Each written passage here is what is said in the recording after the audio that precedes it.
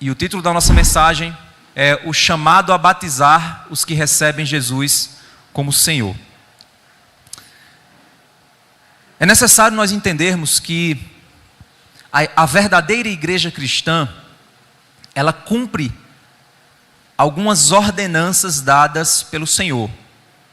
Nós temos a ordenança da ceia do Senhor, que é a ordenança que caracteriza a confirmação da fé e da nossa comunhão com o Senhor e com a igreja.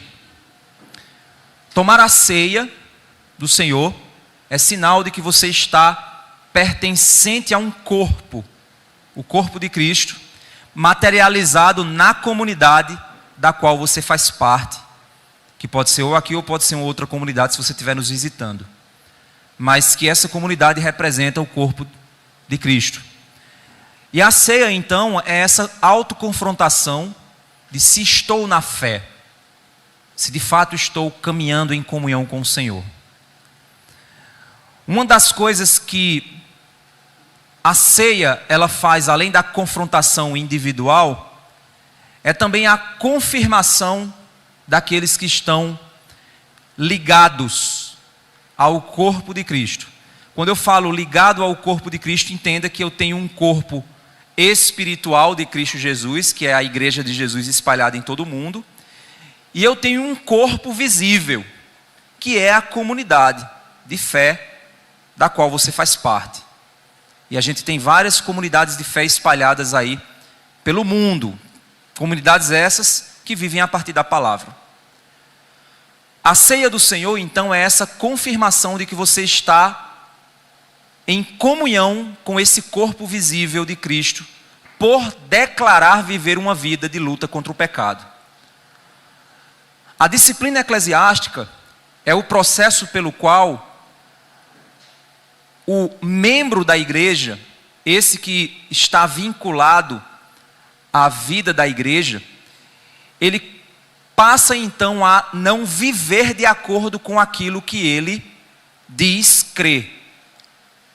A igreja então, ela vai fazer o trabalho, por meio dos seus líderes ou por meio dos irmãos, o trabalho de confrontação do pecado daquela pessoa que está vivendo uma vida fora dos padrões que a Bíblia estabelece.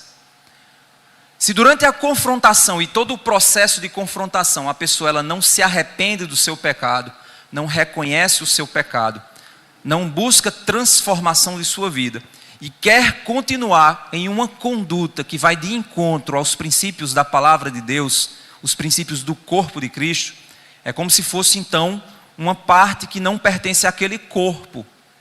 E então a igreja pratica aquilo que é chamado disciplina eclesiástica, que é o desligamento daquele membro do corpo, que é a declaração pública de que aquela pessoa não é um crente em Cristo Jesus.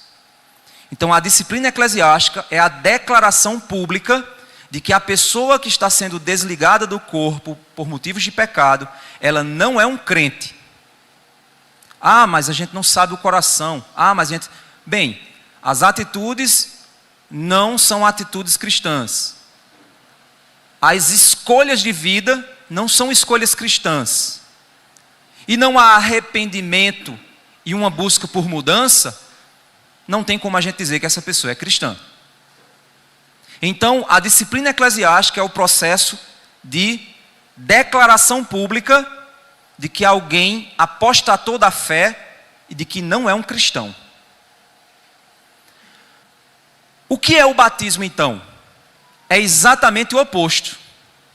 O batismo é a declaração pública de que aquela pessoa está sendo agregada àquela comunidade local e que está professando publicamente que ela quer servir ao Senhor Jesus com toda a sua vida. E ela vai se submeter à palavra de Deus, que é a palavra do Senhor Jesus, vai se submeter ao senhorio de Cristo, e ela agora vai viver conectada a um corpo chamado igreja, que se materializa nessa comunidade local. Então, o batismo é a profissão de fé do indivíduo a respeito de que Jesus é o seu Senhor a partir daquele momento. É claro que a conversão pode acontecer antes. Não é agora que o pessoal que vai se batizar está se convertendo agora, não é isso. Mas o que nós estamos fazendo aqui é a igreja está acolhendo a profissão pública de fé deles. Eles estão professando agora publicamente a sua fé e a igreja está acolhendo essa profissão de fé que eles estão fazendo. Que Deus não permita a vocês que vocês se afastem do Senhor. Já fazem 20 anos que eu fiz minha profissão pública de fé. E graças a Deus até hoje tenho caminhado. Espero completar mais 20, mais 20, mais 20 até o dia que o Senhor Jesus me levar. E espero que vocês também passem anos e anos e anos, porque não há nada que nos separe do amor do Senhor. Mas se vocês entregaram sua vida ao Senhor Jesus, submetam-se ao Senhor Jesus. Vivam para Ele, vivam por Ele. Obedeçam-no. Porque se um dia, como qualquer pessoa aqui, vocês caminharem em direções que não são convenientes, vocês serão, obviamente, chamados à atenção, aconselhados, serão exortados a mudar. E se a atitude permanecer pecaminosa, é sinal de que aquela profissão feita lá atrás provavelmente não foi real. É assim que funciona. Por que nós fazemos isso, irmãos? Porque somos ordenados a fazer. E uma igreja bíblica precisa fazer isso. A gente vai ver aqui 3 textos que vão nos ajudar a compreender que o que nós estamos fazendo aqui não é uma coisa da nossa cabeça, mas é uma coisa que a Bíblia manda fazer. Não em relação à disciplina, porque não é o tema aqui. A Bíblia também manda fazer a disciplina. Mas em relação ao batismo, que é o foco da nossa mensagem aqui. Então eu peço a vocês que abram suas Bíblias lá em Mateus 28, que é o primeiro texto que nós vamos analisar aqui hoje. É um texto muito conhecido, mas é importante para nós relembrarmos a missão que nos foi dada. Após a morte e ressurreição de Jesus, Jesus então apareceu aos seus discípulos e ordenou aos discípulos que eles agora tinham uma missão. E essa missão iria se desdobrar na pregação do Evangelho por meio dos apóstolos e na formação da igreja posteriormente. Mas o DNA da missão está aqui. O DNA da missão está aqui. Mateus 28, no verso 16, diz assim, Mateus 28, 16. Os 11 discípulos partiram para a Galileia, para o monte que Jesus lhes havia designado. Quando viram Jesus, o adoraram, mas alguns duvidaram. Jesus, aproximando-se, falou-lhes, dizendo, primeiro ponto, toda autoridade me foi dada no céu e na terra. É necessário nós compreendermos que o Senhor Jesus é dono absoluto de tudo o que há no céu e na terra. Ele é Senhor, Ele tem autoridade absoluta sobre todas as coisas. Nós cantamos aqui que todo joelho se dobrará e toda língua confessará que Jesus Cristo é o Senhor. Toda língua um dia confessará, até mesmo a língua dos ímpios, porque eles serão condenados por não terem crido. E eles, ao serem lançados na condenação do inferno, eles irão reconhecer, de fato, Jesus é o Senhor, e nós não cremos. Então a primeira coisa que a gente precisa entender aqui é que Jesus é o Senhor. Você querendo ou não, você crendo ou não, você vivendo ou não, você existindo ou não, Ele é o Senhor e ponto. Mas e Buda, e Maomé, e as outras religiões, e Allan Kardec, não importa nenhuma delas. Jesus é o Senhor, pois foi o único que morreu e ressuscitou. Não há nenhum outro na história do mundo cujo túmulo está vazio. Não há ninguém que tenha tido a capacidade de dividir a história em antes dele e depois dele. Por isso Jesus então diz: toda a autoridade me foi dada, eu sou o dono de tudo. A partir de agora eu sou o dono de tudo. E o primeiro passo que nós precisamos para a missão, realizar a missão que Cristo nos deu, é reconhecer que Ele é Senhor. Ele não é uma opção religiosa, Jesus não é uma ideia, Jesus não é alguém que você gosta ou que a gente celebra no Natal ou na Páscoa. Jesus é o dono de tudo, inclusive da sua vida, mesmo que você não creia. Ele conhece toda a sua estrutura, quantos cabelos há na sua cabeça, quantas células existem em você. Ele sabe o início da sua história, o meio e o fim dela. Ele é dono de todas as coisas. Até o movimento, como Charles Spurgeon dizia, quando a gente olha uma fresta de luz e a gente vê aquela poeira se movendo, cada partícula daquela que faz um movimento, ela faz um movimento decretado e determinado e conhecido pelo Senhor Jesus. Cada partícula daquela é conhecido pelo Senhor. Então, o primeiro passo, toda a autoridade foi dada ao Senhor Jesus. Nós servimos ao Rei dos Reis e Senhor dos Senhores.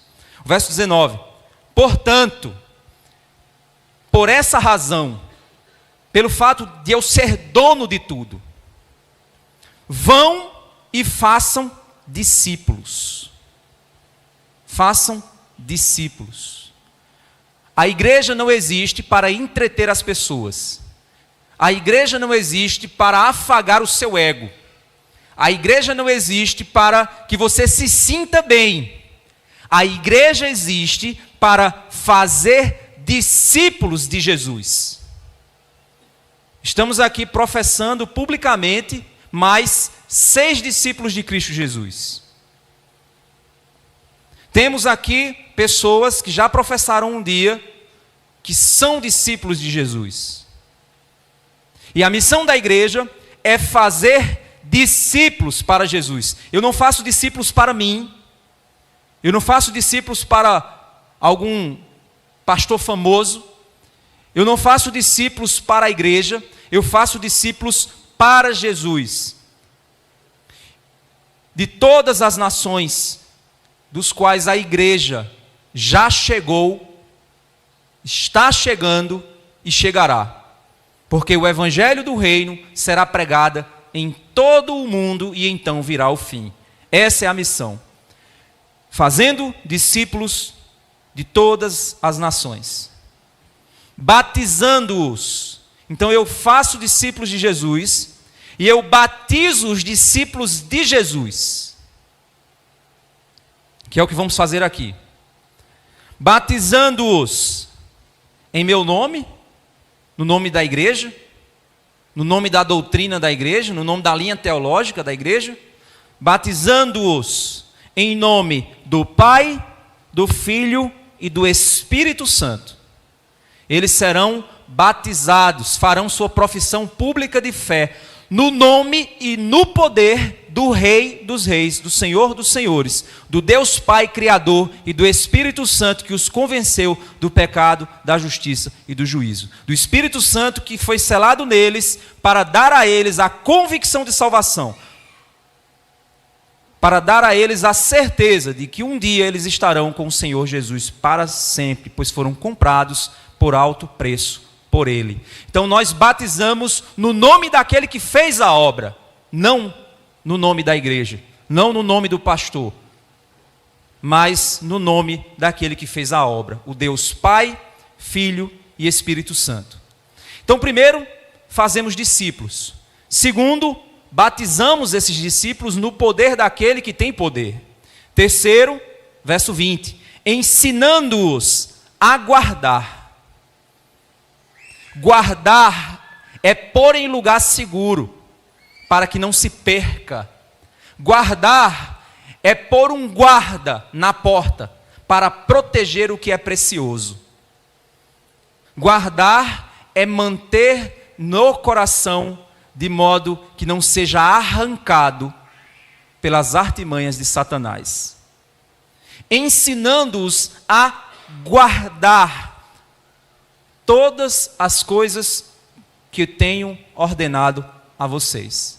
Eles não devem guardar um pedaço que lhes convém, eles não devem guardar as coisas que eles querem, eles não devem guardar as coisas que eu quero, eles devem guardar todo o desígnio que o Senhor Jesus ensinou ao seu povo e está expresso na Sagrada Escritura. Por isso, a Escritura precisa ser pregada e os discípulos de Jesus precisam guardar em seu coração essa Escritura. Como diz o Salmo, a tua palavra escondi em meu coração para eu não pecar contra ti. Lâmpada para os meus pés e luz para o meu caminho é a tua palavra. Como conservará puro o jovem o seu caminho? Observando-o conforme a sua palavra. A palavra é o mapa seguro a ser seguido. A palavra é as indicações do Mestre, do meu Senhor, para que a minha vida seja uma vida de serviço a Ele. Pois Ele é o meu Senhor, dono da minha vida e que comprou com alto preço a minha existência para Ele. Então nós precisamos ensinar aqueles que nós batizamos, aqueles que nós tornamos discípulos de Cristo, ensiná-los a guardar os ensinamentos de Jesus.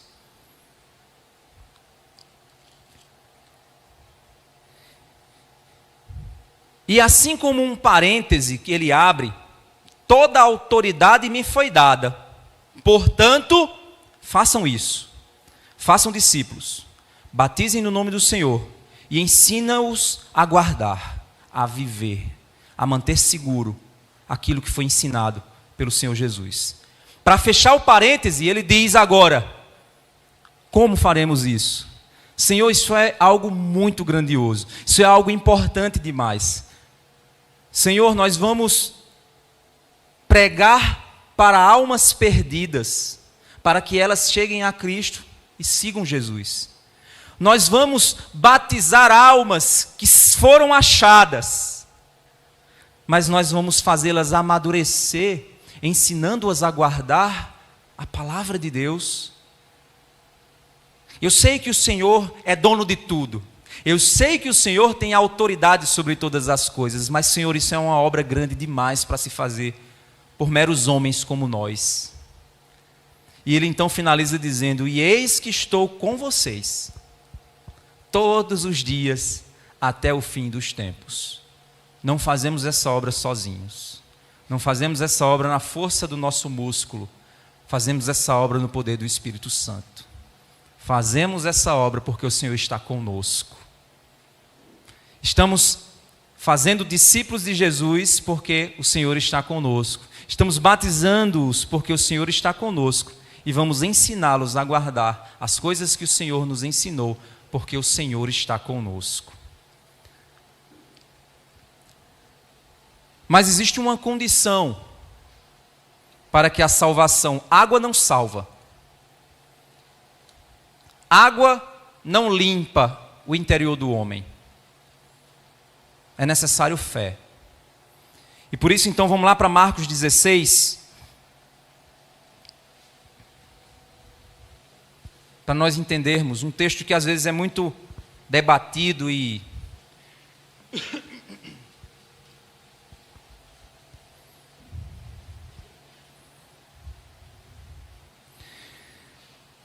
Marcos capítulo 16, verso 15, é o mesmo momento, só que agora no outro evangelho. Ele diz assim, e disse-lhes Jesus, vão por todo o mundo e preguem o evangelho a toda criatura. O chamado não é pregar filosofia, o chamado não é pregar ideologia, o chamado não é pregar ciência, o chamado não é pregar psicologia, notícias das últimas horas, o chamado é pregar o evangelho. Vão lá e preguem o evangelho. Verso 16, o resultado disso. Quem crer e for batizado, será salvo. Porque creu E o batismo então manifestou publicamente a sua crença. E aí você pode dizer, então, se não for batizado não vai para o céu?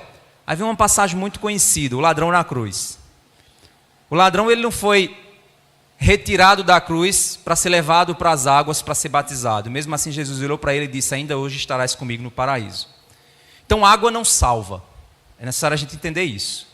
Água não salva.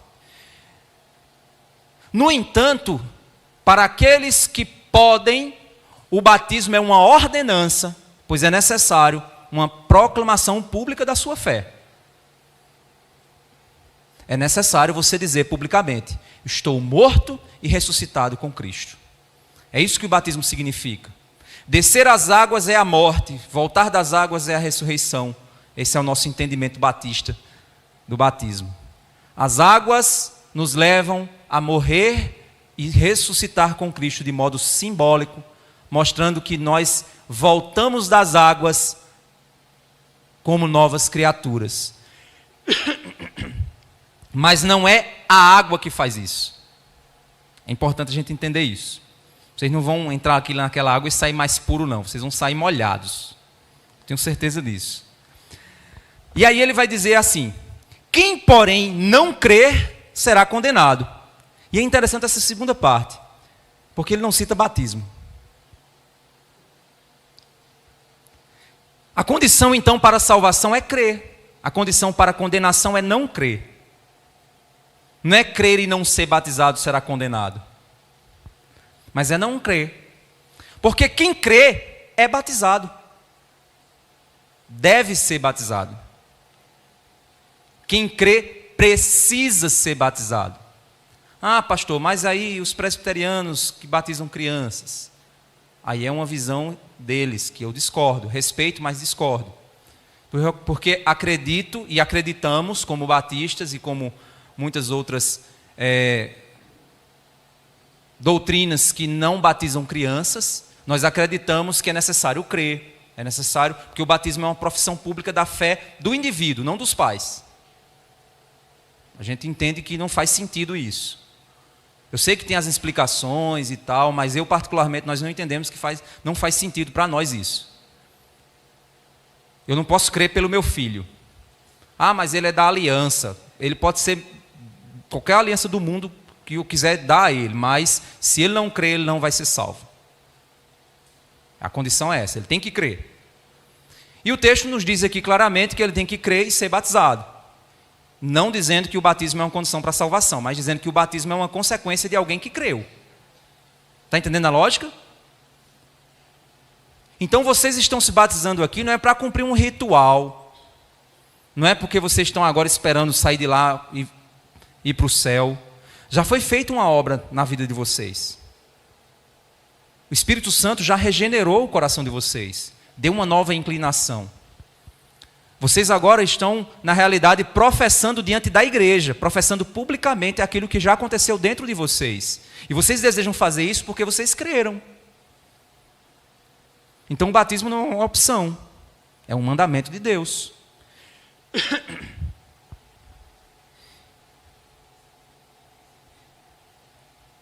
E agora vamos lá para Atos capítulo 8. A gente vai ver isso no livro de Atos, quando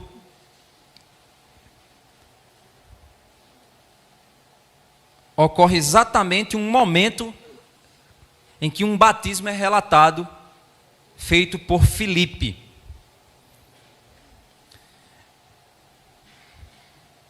Filipe, então, que era um dos diáconos, ele chega, então, no capítulo 8, no verso 26, dizendo assim: um anjo do Senhor disse a Filipe: levante-se e vá para o sul, no caminho que desce de Jerusalém a Gaza. Este se acha deserto. Filipe se levantou e foi. Interessante. Deus chega para ele e diz assim: vai lá para o deserto. Aí ele: tá certo, eu vou. É interessante que os crentes hoje é assim: vai lá para o deserto. Por quê? Está muito quente o sol. Tem pelo menos protetor solar, Senhor Jesus? Mas a água eu nem trouxe. Não, mas eu tenho um compromisso agora. É assim, os crentes de hoje é assim. Graças a Deus pelo seu Espírito Santo e porque a obra não depende de nós, depende do Senhor. Triste é que quem não está alinhado ao Senhor é um sinal ruim para aquela pessoa. Não há amor pela obra, não há desejo de servir. E aí a gente fica esticando a porta, né? Dizendo assim, não, mas pode ser crente assim também. Pode, tá certo. Mas a porta não é estreita? Servir a Deus vai te levar por caminhos apertados. Vai te levar por caminhos espremidos, desconfortáveis. Mas aí Deus chegou para Filipe e disse assim, vá lá para um caminho que se acha deserto. Filipe se levantou e foi, no verso 27. Havia um etíope, eunuco, alto oficial de Candace, rainha dos etíopes, o qual era superintendente de todo o seu tesouro. O eunuco era um homem que ele passava por um processo de castração. E esse processo de castração era exatamente para torná-lo, para tirar dele o desejo sexual. Normalmente esse tipo de servo, ele ficava responsável pelas mulheres do rei, por determinadas coisas que tornavam ele então um escravo mais quieto e mais controlável. Então você como a gente faz com o animal, né? Você castra o animal para ele ficar mais comportado, em parar de brigar, parar de ir atrás de outras fêmeas e tudo mais. Então é mais ou menos o mesmo processo. O eunuco então era homens escravos que eram castrados para que fossem colocados em posições específicas. Então esse homem eunuco, e aí é dito exatamente por isso que ele é eunuco, etíope, era um alto oficial de Candace, rainha dos etíopes, o qual era superintendente de todo o seu tesouro.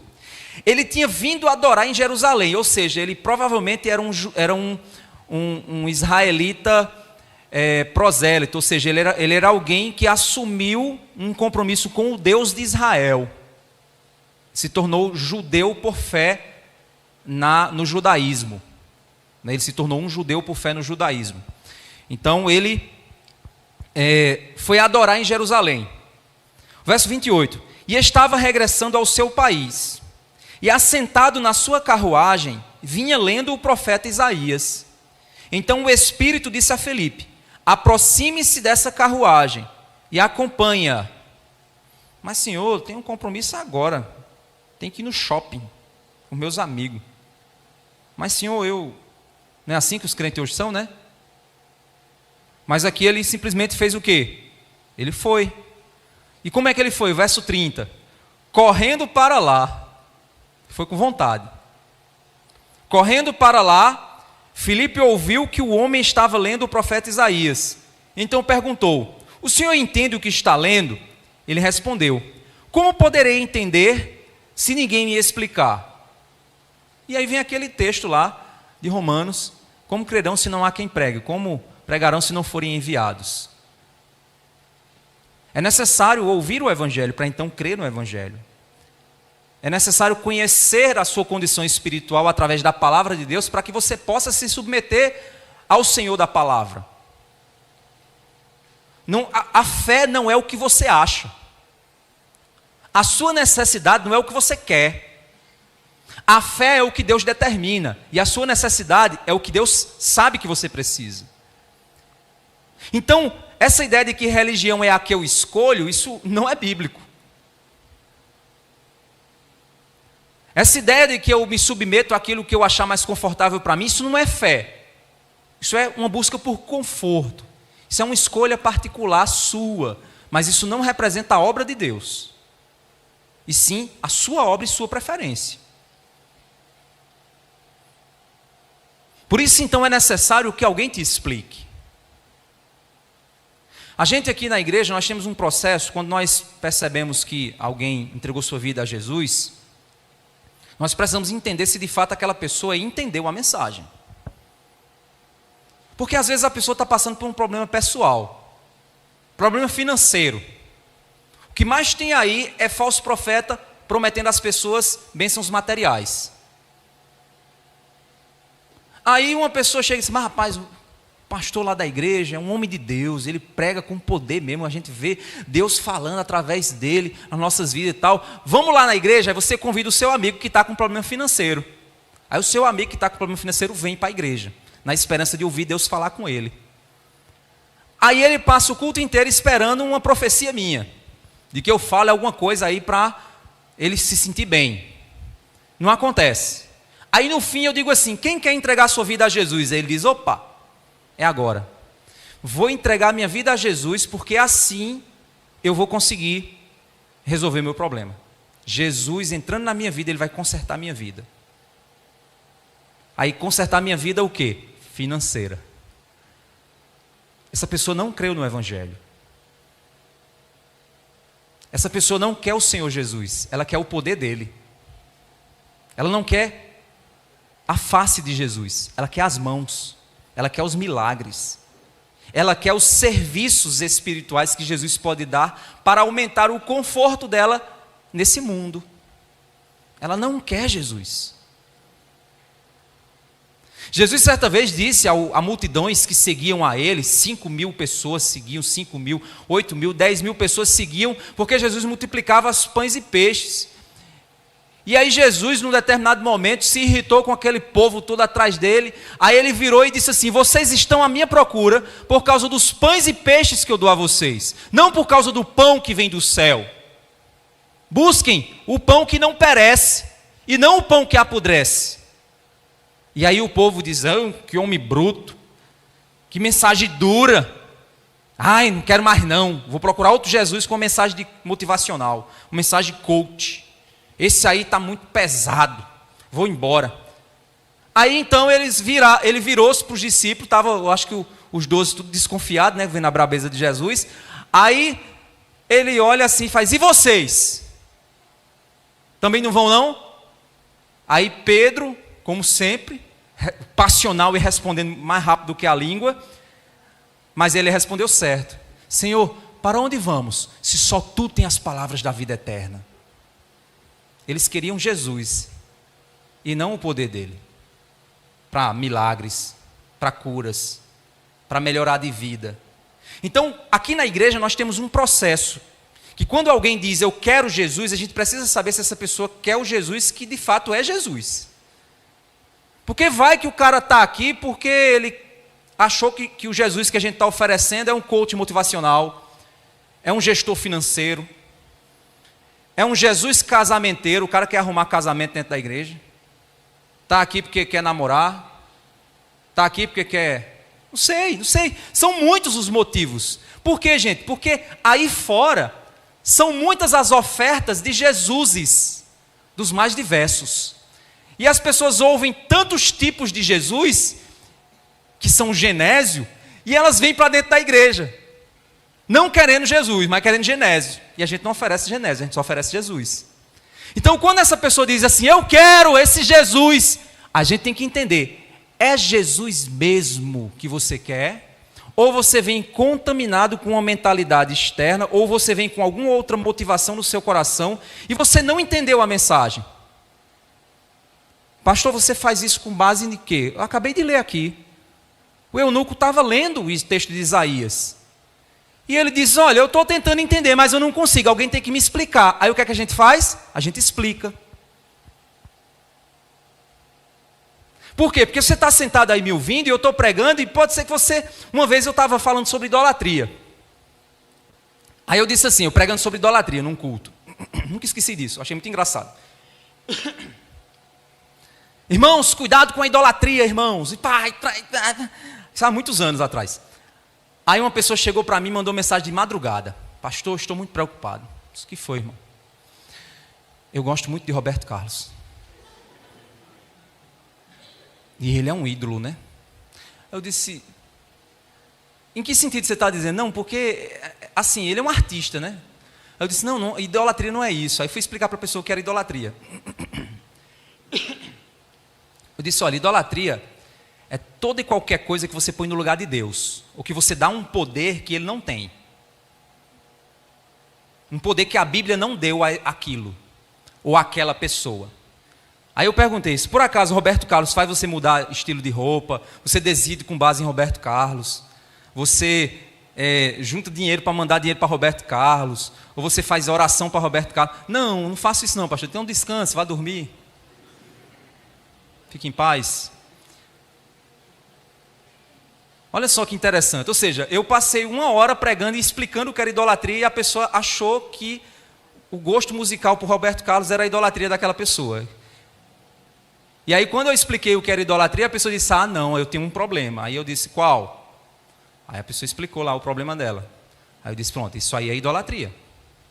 Ah, olha só que interessante. Aquela pessoa ia se arrepender de um pecado que não existe. A não ser que a música de Roberto Carlos seja ruim. Mas a pessoa vai se arrepender de um pecado que não existe como? Ela precisa se arrepender de pecados reais. E ela precisa se converter por um Jesus que é Jesus. Então, quando o eunuco estava fazendo a sua leitura, ele estava tentando entender, tinha ido adorar a Deus em Jerusalém, mas ele não compreendia de fato o que significava aquela fé. E aí, Deus, através do Espírito Santo, então enviou Filipe para que Filipe explicasse para aquele homem o que significava aquilo ali. E então, verso 31, como poderia entender se ninguém me explicar? E convidou Filipe a subir e sentar-se ao seu lado. Vamos entender aqui? Alguém chega aqui, levantei a mão, quero Jesus. Aí a gente fica observando, né? Se a pessoa entendeu o que é Jesus, o que não é. A gente faz um discipulado com a pessoa, né? A gente vai fazendo um discipulado para ver se o cara está entendendo o que é a fé em Jesus, se realmente é o que ele... não, realmente é isso aí que eu quero seguir, é isso aí que eu quero viver. Estou entendendo agora o que é ser crente. Pronto. O que é que a gente fez com os meninos aqui? A gente ensinou para eles o que era batismo. Para eles não acharem que batismo é só jogar água neles. Para eles entenderem. E eles dizem, não, realmente é o que eu quero me batizar, porque eu entendi agora qual é o significado da minha fé. Eu quero professá-la publicamente. Então, o que eles aprenderam no curso de batismo, eles estão professando agora tudo o que eles aprenderam e concordaram no curso de batismo. A gente faz isso para quê? Para explicar para a pessoa. Às vezes a pessoa não está entendendo. Isso evita muitas falsas conversões, porque também é um problema em muitas igrejas. Você acha que levantar a mão é conversão, aí na outra semana já está batizando a pessoa. Aí depois o caba não consegue o namoro que queria, depois some. Aí você diz, oxente, fulano tinha se convertido. Não, ele queria namorado. Ele queria namorada. Ele queria melhorar de vida. Jesus não melhorou a vida dele, ele foi embora. Então ele não professou a fé por Jesus. Ele não entendeu que toda a autoridade está sobre Cristo. Ele não entendeu que Jesus é o Senhor. Ele não é discípulo de Cristo. Como é que ele pode ser batizado? Como é que pode ser ensinado ele a guardar todas as coisas que Jesus ensinou? Se ele não entendeu de fato o que significa toda a autoridade me foi dada no céu e na terra. Ele não sabe o que significa isso. É necessário ensiná-lo. Verso 32, ora, a passagem da escritura que ele estava lendo era essa. Foi levado como ovelha ao matadouro e como um cordeiro mudo diante dos seus tosqueadores. Ele não abriu a boca. Na sua humilhação lhe negaram justiça. Quem poderá falar de sua descendência? Porque a vida dele é tirada da terra. Ele está lendo Isaías 53. Então o eunuco disse a Filipe, peço que você me explique. A quem se refere o profeta? Fala de si mesmo ou de outra pessoa? É necessário que alguém explique. Está sendo explicado. Então Filipe explicou. E começando com esta passagem da Escritura, anunciou-lhe a mensagem de Jesus. A mensagem de Jesus naquela época era uma mensagem nova. Ninguém sabia quem era Jesus. Um homem que veio, é Deus que se fez carne e pregou sobre salvação e morreu numa cruz para me dar perdão de pecados e venceu a morte através da ressurreição. Nunca ouvi falar disso.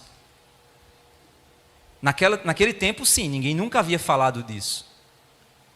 Tinha ouvido falar disso. Mas, no mundo de hoje, a maioria das pessoas conhece muito Jesuses. Então, a nossa batalha hoje não é explicar sobre Jesus a pessoa, mas é explicar e desinfectá-la dos Jesuses que não são Jesus. É isso o nosso trabalho.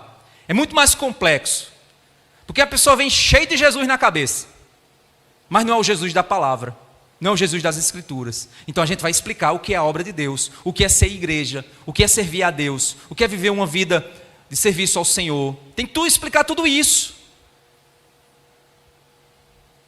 Então ele vai explicando quem é Jesus. Seguindo pelo caminho, chegaram a certo lugar onde havia água. E não era num copo não, viu?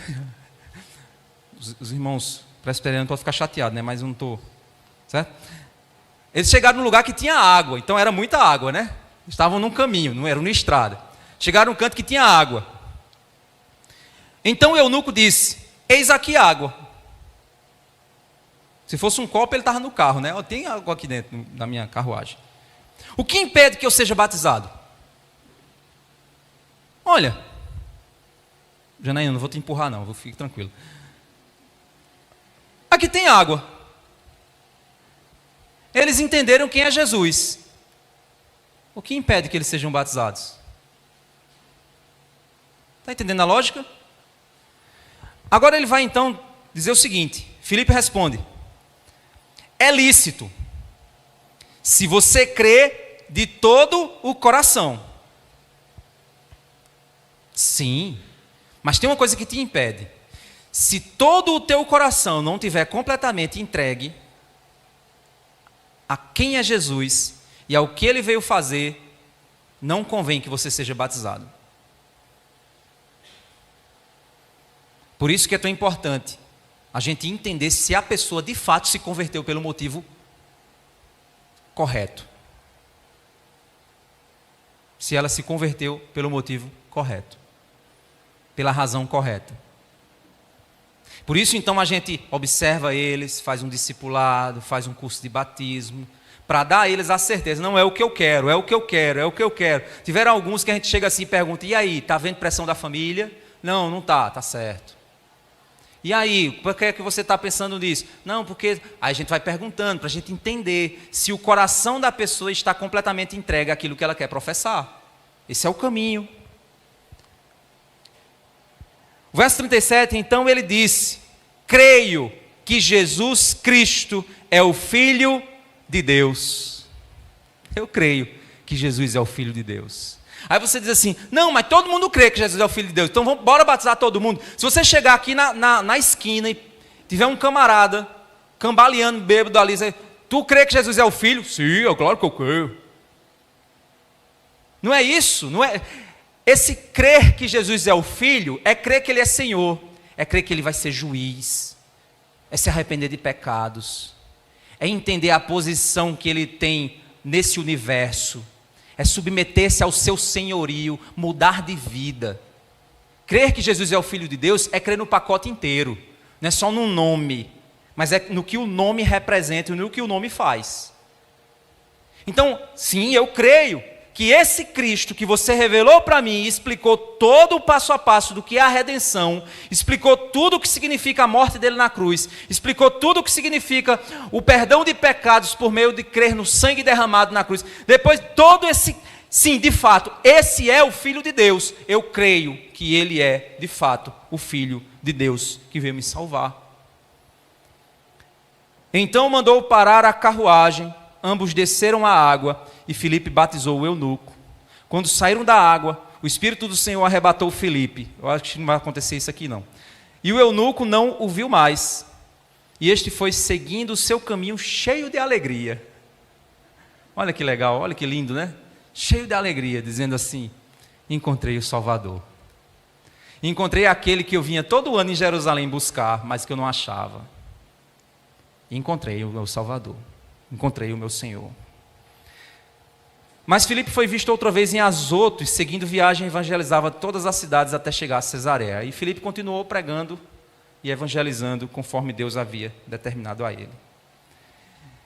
Irmãos, o que nós estamos fazendo aqui então é uma profissão pública. Eles estão professando publicamente a fé no Senhor Jesus, aquele que tem toda a autoridade nos céus e na terra, aquele que nos chamou a fazer discípulos dele, batizá-los no nome do Pai, do Filho e do Espírito e ensiná-los a guardar tudo o que o Senhor Jesus ensinou. Se eles creem que Jesus é o Senhor e eles querem submeter suas vidas a servir o Senhor por toda a sua existência, o que impede de ser batizado? Nada. Apenas professar a fé deles através do batismo. Se tem alguém aqui hoje que você não sabe para onde você vai, se você partir desse mundo, é necessário que você se arrependa. É necessário que você creia que o Senhor Jesus é o dono de todas as coisas. É necessário que você se arrependa dos seus pecados e submeta o seu coração e a sua vida ao Senhor Jesus. E é necessário que, ao crer, você seja batizado. Porque ser batizado é nada mais, nada menos que a consequência de crer. Então, se tem alguém aqui hoje que nunca creu no Jesus que nós explicamos aqui, e nunca foi batizado com base nessa fé, é necessário que você creia. É necessário que você se arrependa. Então, se alguém aqui hoje quer entregar sua vida ao Senhor Jesus, faça isso. Entregue sua vida ao Senhor, pois Ele está aqui para te salvar. Ele derramou o sangue na cruz para transformar seu coração em um coração que serve ao Senhor. Ele não veio para resolver teus problemas financeiros, nem emocionais, nem políticos, nem de casamento, não. Ele veio para salvar sua alma. Todas essas coisas são acrescentadas no tempo de Deus, do modo de Deus, se Ele quiser. Mas o teu maior problema não é nenhuma dessas coisas. O teu maior problema é que se você morrer hoje, você estará eternamente condenado, porque o Senhor não é o Senhor da sua vida, pois você nunca creu